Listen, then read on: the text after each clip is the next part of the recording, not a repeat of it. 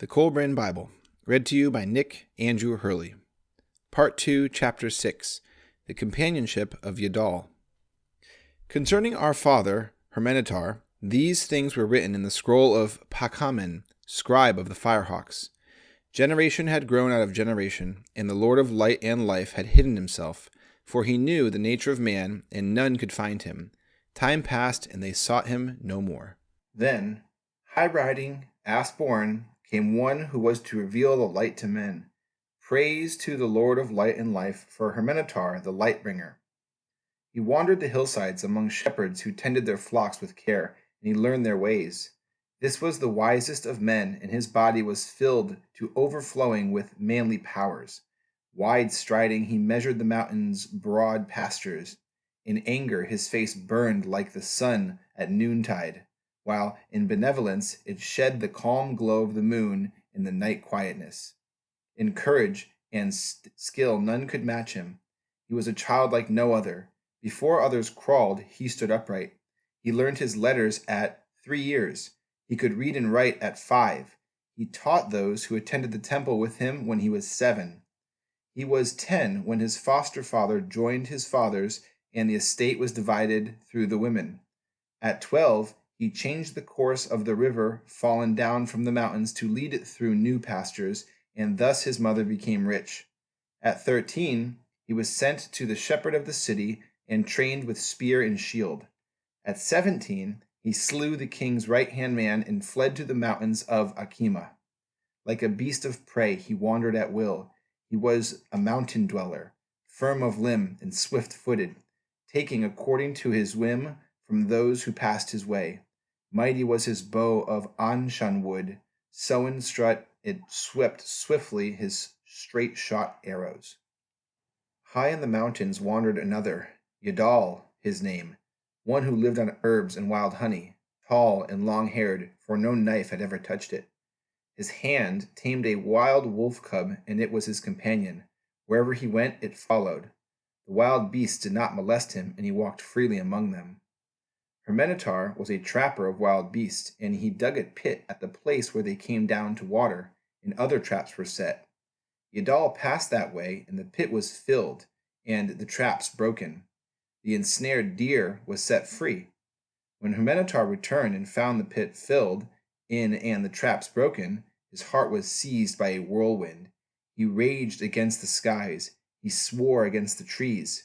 He sought, for days he sought, but could not come upon Yadol, the evasive one, the cunning one. His traps were useless, his pits in vain labor. He hungered, and because he hungered became less cautious. When he lay in wait among the bushes to waylay men who passed, he was not held back by thought of their number, but loosed his arrows and leapt among them. Hermenetar attacked stormy-hearted, like a whirlwind he attacked. But when they saw he was alone, they stood fast. Hermenetar turned back into the bushes, but arrows sent after him found their mark. For 3 days he lay in his place upon the mountain, and his legs swelled up, and he thirsted, for he could not get water. He lay in a body of pain, and his spirit prepared to depart from him. A wolf came, and his hand sought a stone, but weakness held his arm, so he could not be cast. Then, lo, the wolf licked his hand and departed. Then Yadol came. In his hand was a skin filled with fresh water, and he knelt beside Hermenetar and gave him a drink. Yadol dressed the wounds and brought herbs to eat, and so it came to pass that Hermenetar grew strong again. Thereafter, Hermenetar and Yadol dwelt together within a cave among the mountains, but Yadol would neither slay for meat nor eat of it. Yet they roamed the wild mountains together in joyous companionship, and their days sped swiftly by. But Hermenetar longed for other things, and therefore was tempted to attack men who passed, for he desired fine meats and garments and ornaments for his body. These things were brought to the ears of the king, and those about the king said, "Let us take men and go up into the mountains and slay this wild hill wanderer, this manslayer and robber." But the king bade them hold their hands, for he desired to see the man for himself.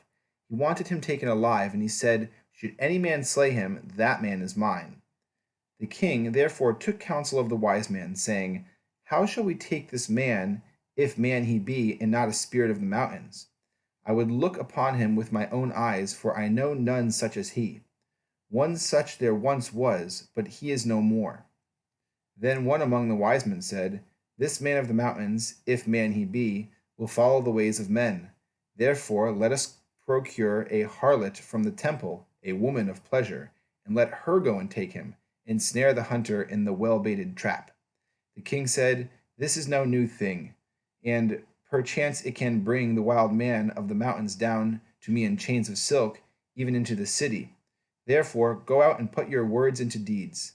Then a man was sent to the temple, and he brought back Hasurta, a woman of pleasure, in exchange for gold, and she was taken to the hunters who knew the ways of the mountains. They set off, journeying for some days, the hunters and the harlot and those with her, until they came to a place where there was a waterhole close by the way of a lemke. They passed beyond the waterhole to the spring above, sending men into the surrounding forest. The day came when one returned, saying, The wild man comes. Then the chief of the hunters said to the woman, O woman, bare your breasts and sit beside the waters. Use the wiles of your calling. Have no shame, but welcome him boldly. When he comes up close, reveal your secrets, drawing him to you. Teach him the art of the harlot that ensnares men. The woman was not loath to take him, responding well to the task, sitting by the waters, singing. However, her minotaur circled warily about the place, but discovered nothing, and no harm came to him. He drew closer, and when he did, the harlot revealed her secret charms, and was well pleased by the eagerness he displayed. She instructed him in the harlot's art, and they dallied there for several days.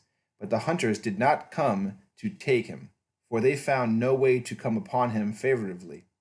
Then, after 7 days, her minotaur departed, passing up the incline of the mountainside without looking back. The harlot was afraid because the hunters murmured against her, but it was not her fault, and the chief of the hunters said, Wait and see, let us bide a while yet. Her minotaur returned to the place where the wild deer grazed, but Yadol was not there, and when he crossed the wind of the deer, they fled away. He went to the cave where they shared their rest, but Yadol was not there. The wolf alone lay close by, and her minotaur called to it, but the wolf stayed afar off. It would not come near because her minotaur was not purified from contact with the harlot. For a day and a night her minotaur stalked the mountainside, wide-striding along its paths, but he did not find Yadol. Therefore, he returned to the place where he had left the woman. She greeted him warmly, making him welcome with cooked meats, rejoicing in her heart. They remained there for 3 days, and she tamed him to the need of a woman. Then the day came when she said, You are wise, you are strong even as a bull. Why run wild upon the mountainsides with one who deserts you at will? Come with me unto the king, for he has heard tales of your might, and would close his eyes to your deeds. He will give you a house of gold, and I, Hasurta, will become your servant. The temple of love will be opened for you, and I will show you the delights within. Come and dwell in the shadow of the king, for he is mighty. He is the wild bull which roars over men. Her minotaur thought and said, No, I will not go before the king, for he does no good in my sight. Do not the people murmur against him, saying, Woe for these days, the hand of the king rests heavily upon us? His pride knows no bounds, and no maiden is left virgin for her husband. Neither the daughter of the man of blood nor the wife of a prince walks freely in the city. Are not all its doors shut like the doors of prisons? The woman thought a while, then said, Who tells you these things of the king? Are their words established? He is the great king, a mountain licked by 10,000 tongues, the king whose whisper fills the judgment hall, whose voice echoes 1,000 leagues away. He is the glorious king, a man perfect in strength and proportion. His body is one to delight the eyes of any woman. None other has his wisdom and knowledge. Therefore, men talk against him, for it is the nature of men to be jealous of those who so much excel them. Let us go. Let the king see you face to face and rejoice, for you are alike. Oh, come with me to where each day brings new delights, where the young women are gaily robed and the young men wonderful to look upon. Come to where breezes are filled with sweet smells, where beds are soft and rooms perfumed. Come to the place where life is enjoyed. Come serve the king. As you are now, so was he in his youth. but youth departs, albeit slowly. He is the never-resting one, the son of the Lady of Battles. Come and do not fear, all will be made ready for you. Even now the wise men tell of your coming, and men wait to escort you in peace. Hermenetar was swayed by her words and said, So let it be. Where you go, there I go. Then Hurley gave him a necklace she had brought, and led him to the tents of the hunters. But when they saw him face to face, they were afraid. Such was the light held in his eyes of the stalwart, wide-striding one. Yet they recognized him as a man like themselves, and their fear passed. So it was that Hermenetar went with them and with the woman, and came to the city, and went before the king, and the king looked upon him with favor. He gave Hermenetar wine, and he was drunk, and oil for his body, and he was anointed. He was arrayed in 3 robes. He became a man of rank. He was given a house and servants. He was given a watchman. He became captain of the guard, and none was like him. To the woman of pleasure, the harlot, the king gave bracelets of gold and sent her away, saying, Go to your proper place, for you have completed the thing required of you. There you will be great among women, while here you will be degraded among them. Hurley departed in sorrow, for even a harlot can feel faint stirrings of affection through the oft-soiled winding cloth which enwraps her sordid spirit. Hermenetar learned the ways of the palace and walked as he willed, but soon he became restless, for his thoughts turned towards Hurley. He missed her ways. Yet many women cast their glances towards him, but behind these was the threat of the sword. He was not a man of smooth and subtle ways, being unskilled in the deceit which flourishes under the shadow of kings. Though favored by the king, and safe under his mantle, he was a man alone in the palace and courtyards. He set out to find Hurley, seeking her at the temple of pleasure within the temple gate where she had served as a harlot. But the priest said, The woman is no longer here, for a harlot given gold thinks herself a queen, and the women have driven her out. Hermenetar sought her throughout the city, but she was nowhere to be found. Persisting, he eventually found her at a harlot's post beside the river, among wineskins and men of the waters. There was one who sat with her, and he was a man of blood, therefore armed. So when Hermenetar came up to them, seeking to talk to the woman, he drew his sword. When the man of blood saw that Hermenetar was undismayed by this and prepared to settle the issue, he mocked him, saying, Why should men fight when women are plentiful, and we have half a measure of comb? Hermenetar bought the woman from those who grow rich on the defiled bodies of women, and established her in his house. The men about the king murmured against him, speaking poisoned words in the ear of the king. The women of the palace also turned from him.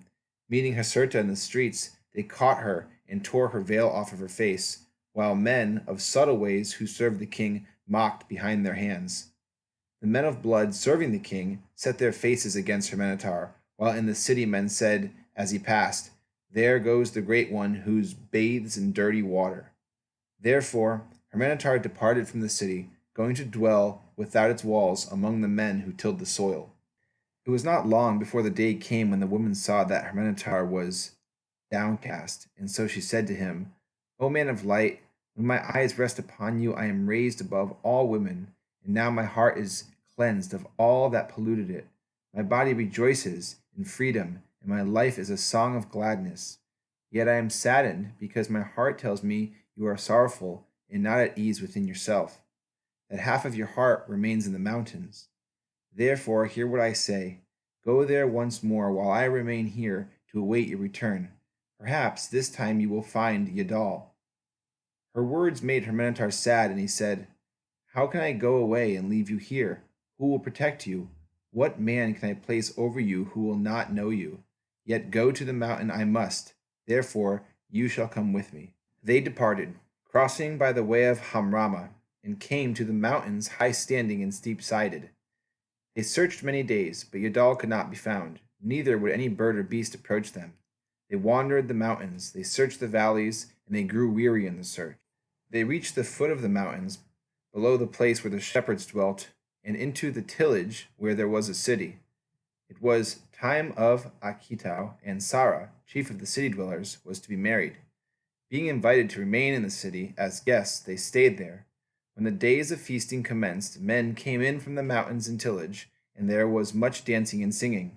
Hermenetar and Haserta were made welcome, taking their places among the guests and storytellers, eating and drinking their fill.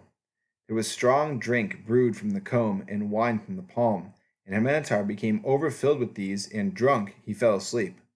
While he slept, a man came upon Haserta and seized her, saying, "Come, let us be together, so I may have pleasure, and you may have silver. I know you are a woman of many pleasures, a servant of the vices of men." When she denied him his desire, he sought to take her by force, but she drew a knife and slew him, for a woman cannot be taken by man except she surrender herself to his needs. Hearing the clamor, men came, and seeing what had happened, they seized the woman. Others took Hermenetar, and both were brought before the headman, who delivered them to a place of confinement.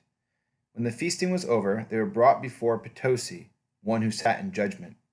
Potosi said to Hermenetar, "You have come among us as a guest, and a man of good standing.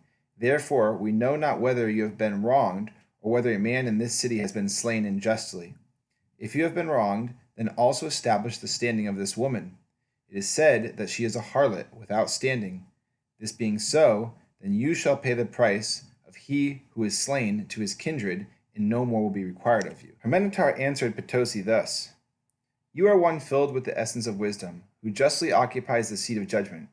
I will ask with due humility that you give ear to my plea for this woman who may not speak for herself. Denounce her I cannot. Instead, I will claim her as my wife under the Hadassum, for she dwelt with me for 20 months, and in that time has not known another man, nor have I cause for complaint." Hearing this, and because Hermenetar had made claim to the law of Hadassum, Potosi sent for Enerlich, priest of the great temple, that he should say whether or not Haserta stood before him as a wife of Hermenetar or not.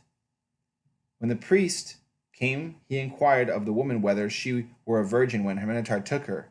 Had she said yes, then the passage of 3 months would have given her the standing of a wife, but she answered no. The priest asked her if she were a widow when Hermenetar took her. Had she answered yes, then the passage of 20 months would have given her the standing of a wife, but she answered no. Then the priest asked if she were a harlot when Hermenetar took her, and she answered yes. Therefore, as 7 years had not yet passed since Hermenetar first took her, she could not have the standing of a wife, nor could she claim to be a harlot of the temple, for she had left its protection. Now the mark of a harlot was upon her, and Hermenetar had forfeited his standing in the place of judgment. So Potosi gave judgment upon them, and it was decreed that when Gila came, they would be led into the enclosure of death, and there tied back to back. The woman would be strangled with cords, after the manner of harlots, while Hermenetar would be left to carry her as his burden within the enclosure for 7 days. Then, if the gods willed, all he might take with him being 3 handfuls of corn and a ground of water, the judgment was fulfilled. Hermenetar lived. He departed and went his way, and the kindred of the slain men failed to catch him.